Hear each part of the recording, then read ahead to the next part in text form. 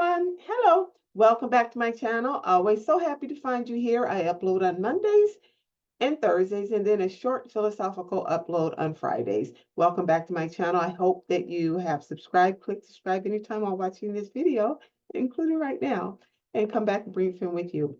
I am, so it's been about a week, close to a week, since we saw the shocking and shameful, I'll say, video of Sean Puffy Combs, Diddy Puffy Combs, whatever you want, whatever. He had the nerve to change his name to Love. I don't think so. Hostile rampage beating of Cassie Ventura. And so much is coming from that. I posted 2 other videos, just short video, not short, but just short for me, videos on perspectives of that video, as well as the Secret Society of Hollywood. And I will drop those into the description box for your convenience if you haven't seen them. But this one, I'd like to address the strong, cemented, feverish ability to lie effortless.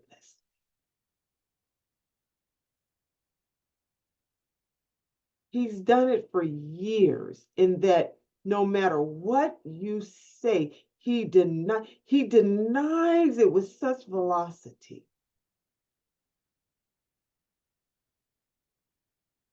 And that is ego speaking. Now, if you're not familiar with my channel, I talk a lot about accountability, behavior, and conduct. ABC, the accountability for your behavior and your conduct. And why is that so difficult for people to do? They would rather lie and deny their actions. This is why I often juxtapose some of my talks with cheaters, because so often cheaters deny and deny and deny and deny. You almost have to present it to them, what they did. And when I'm looking back at this, I recall so many past instances with Sean Puffy Combs where he said, oh, they're just coming after me, and he has never once held himself accountable, not even with Cassie. The video had to come out. And in looking back at his interactions with, I'll say interactions, encounters, engagement with women, for the most part, they have all been dishonorable, disrespectful. And how he goes about just taking a woman, it's a sense of, it's a godlike mentality I see in him. It's more than ego. It's the denouncing of the no. It's the refusal denied. And let me give you a couple examples to what I mean by that. His beloved Kim Porter was actually married to Albie Shore and had a child with Albie Shore. And Puffy later became engaged with her, meaning involved with her, and had children with her, and was very, very abusive to her. The same with 50 Cent's baby's mama, which is, her name is Daphne Joy, I believe. He had a relationship, what I call a revengeful relationship. So him and 50 Cent hate each other, basically. And he knew that 50 Cent was in a relationship with this Daphne Joy.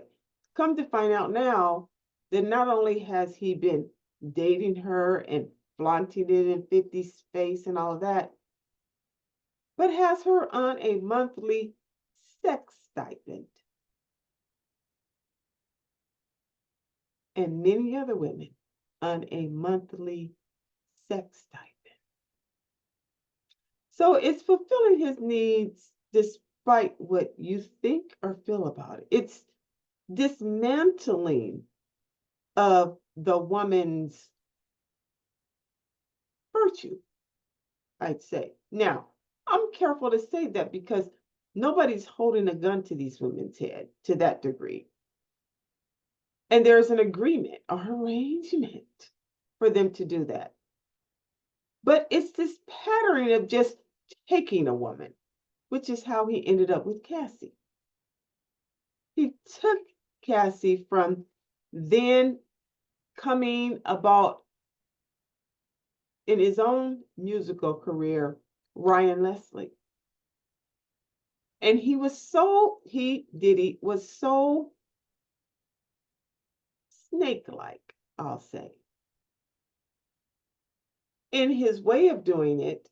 Not only did he take Cassie, he made promises to her about her modeling career and her entry into the industry. She was 18, 19 years old at the time.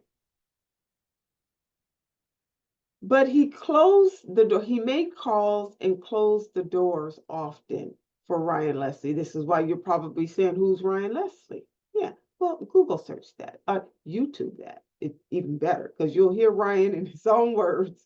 Google search ain't gonna talk back, but YouTube does. And Ryan was on Breakfast Club at one time, and he said, when you have a good hot product that can grab the attention of anyone, be careful when that person is grabbed from you. And that's what Diddy did with Cassie for me, he said. And that would be right. I'm pointing these things out to say that there's such a disregard for women by this man. So ongoing and long going. Even when he was a young child, his dad beat his mother often in front of him. So it's common for him. And to take your woman and all of this and have these secret societal orgies and affairs, where he bragged about wanting to be the Black Hugh Hefner at one time. Well, Hugh Hefner, although they were Playboy bunnies and all that, he always kept a confidentiality and a respect of the woman. They had their own bodyguards for that. However that world is, I don't know and don't want to know about it. But now that it's before us, I'm only left with what you're probably realizing too, and that is the Cat Williams truth is coming out. We're in an age of truth, and it won't be denied. And so you could feverishly say, I didn't do that. I would never do that. No, that's your, I'm getting busted. That's that. Oh my God, it's coming. It's that. But it can't be denied. Truth doesn't have to force itself. It won't argue with you. It won't try and convince you. It won't say that you're a liar. Because the moment you deny it, you just made yourself one. You see. We are in an age of truth.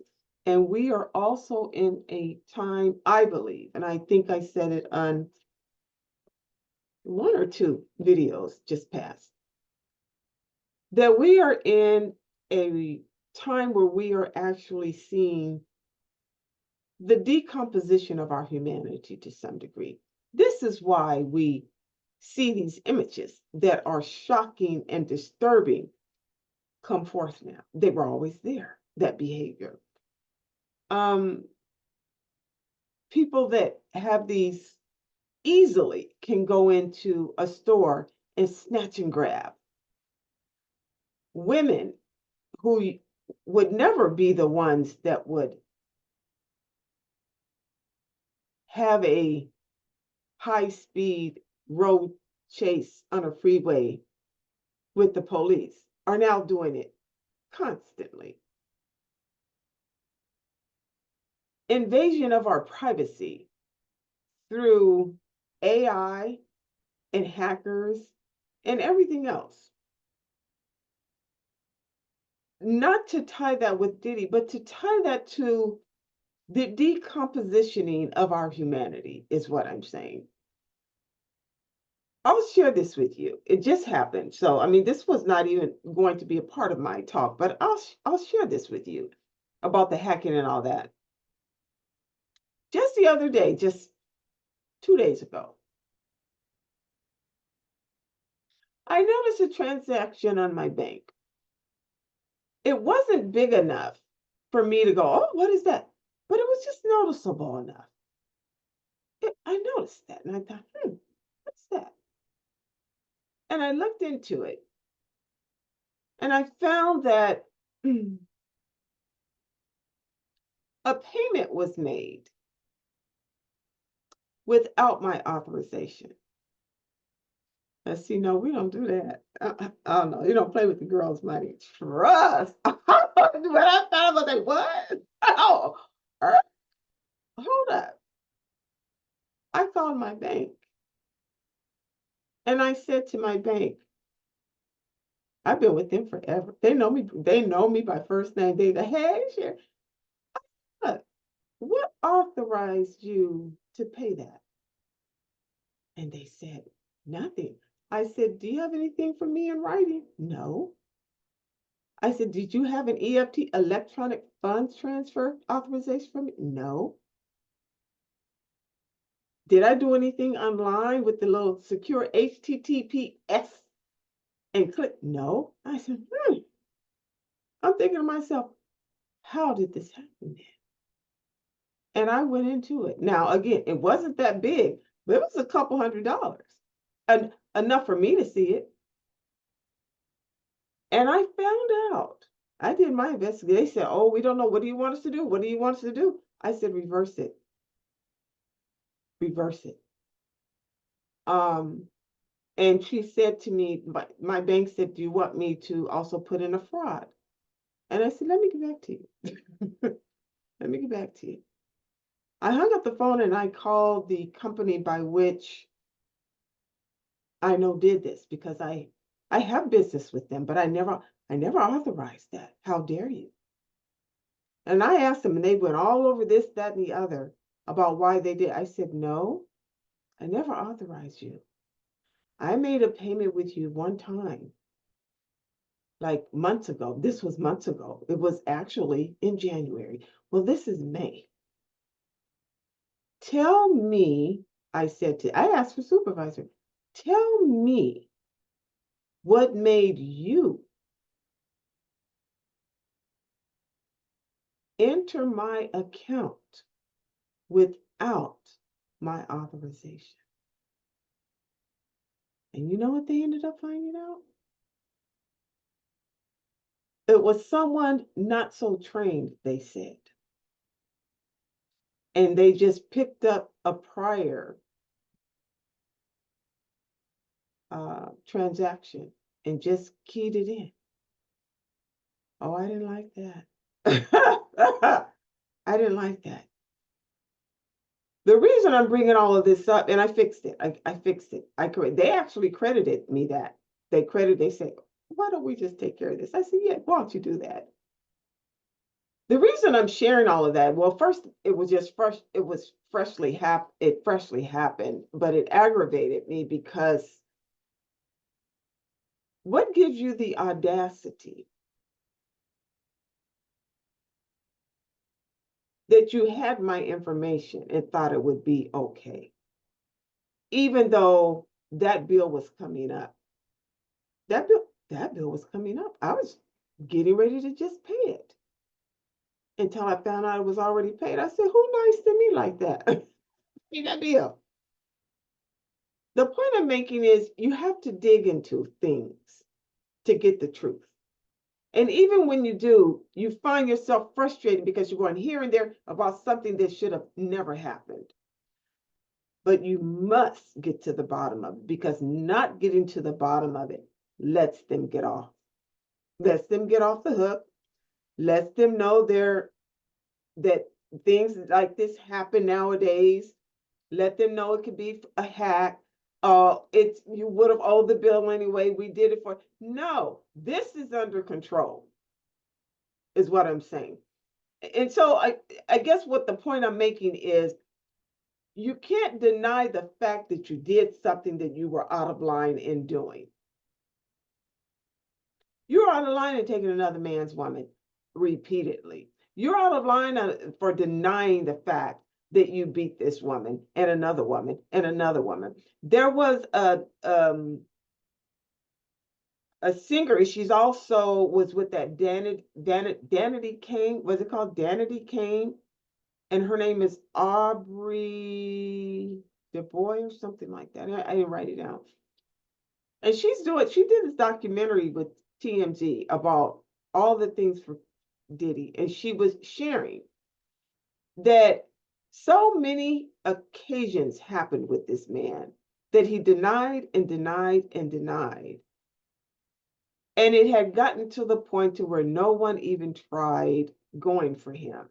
The PR people would protect him, or the lawyers would defend him, or the gatekeepers will hide him, or whatever. And he just couldn't get away with it. And so the point I'm making with all of that is the time has come that denying feverishly is not going to work. Just like in my banking transaction. Not here, you don't. You think that, it's just not a big deal. And, you just did, no. We don't do that. No, we don't do that. Especially when the person or persons in your corner have been long-term with you. You protect that asset, just like my bank said. My bank said, what do you want me to do? What do you want us? Tell me what you want us to do. And I said, I'll get back to you. But reverse that right now. Stop it. Reverse it. And by the end of the day, that money was back in my account. And that particular vendor had credited me that.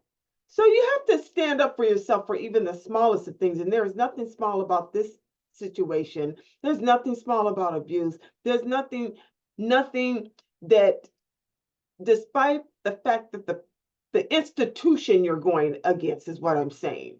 I'm just a person that banked. I'm just a person that banked, a long-time person that banked there. And it was so small, like I said, less than $200. So, I mean, really, when you're going against a person like Diddy, it's like you're going against that institution. But do you matter with your little claim? Yes, you do. Yes, you do. And any others, you let them know, not here, you don't. And the reason why it's so important that you don't is because there is too much opportunity for invasion of privacy. It's too much opportunity for this to happen again. It's too much opportunity to let you get off the hook yet once again. So, in my view, he has entered not only a deep-seated karma period, but he's in what I call it's called Cassie. I never say it right. I don't even want to try. I never say it right.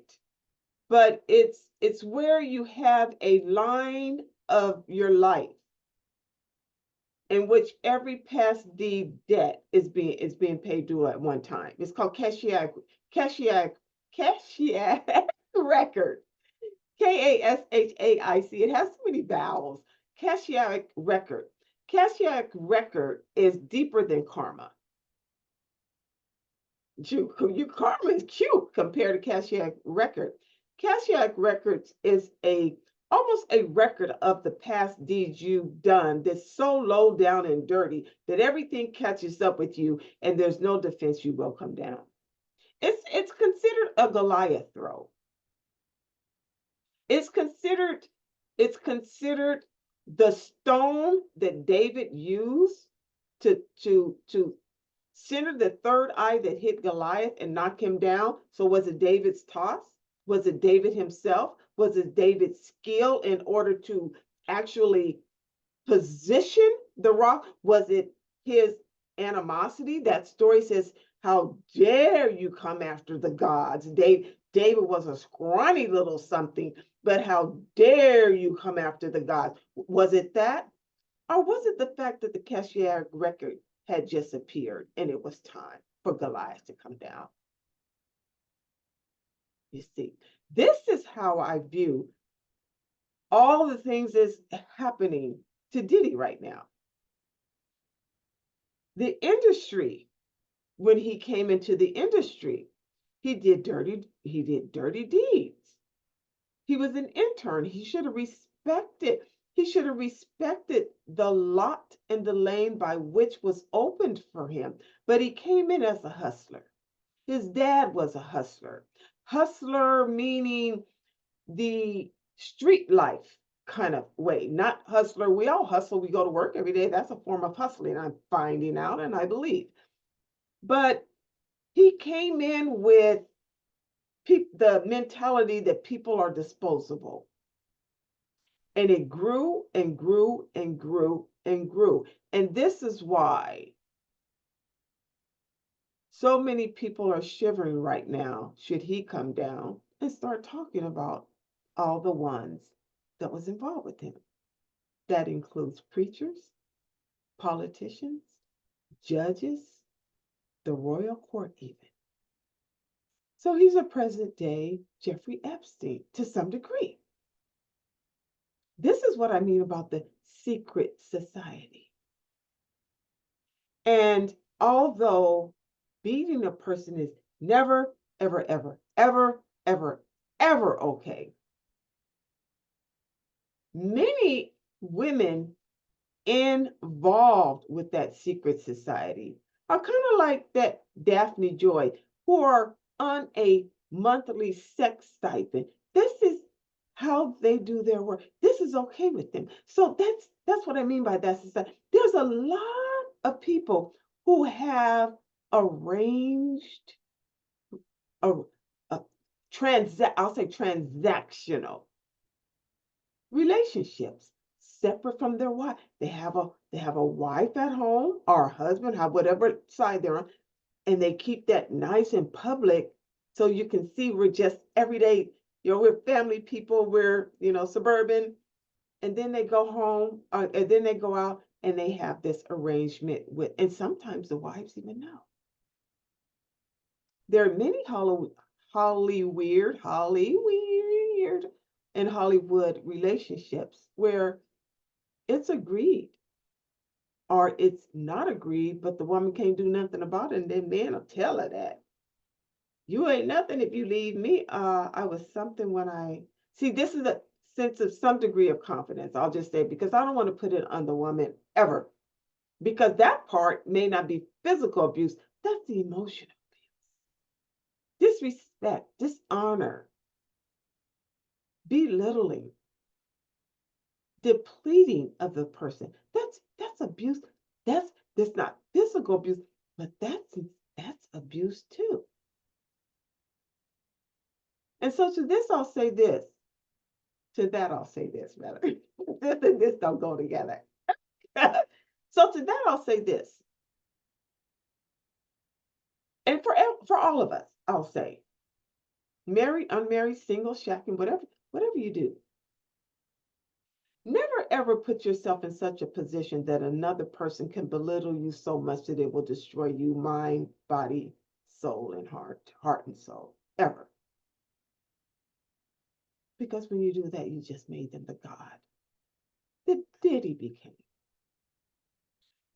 And a man-made God, it's inevitable that he will fall, default, in crisis in the current lifetime by which he thinks he's a God. Because none of us are. Okay? None of us are. I'm back to what my channel is about. Treatment. You meant to treat that person that way. ABCs of relationships: accountability, behavior, and conduct. The basic of my channel is kindness and compassion. It doesn't have to mean you're all goody two shoes. No, it means you value the person enough to not disrespect or dishonor them, even if you do have a chick on the side or a dude on the side. Now, am I saying that as long as you're respectful, that's okay? Whatever two adults agree to, that's between them. That's between them. But never allow disrespect or dishonor. That's the time you say bye and good night. Hope you've gotten this far. Please click subscribe and click like and bring a friend with you next time. And I'll see you next time. Also, don't let somebody put nothing on your bank. This no not over here. You don't give me that money back. Bye.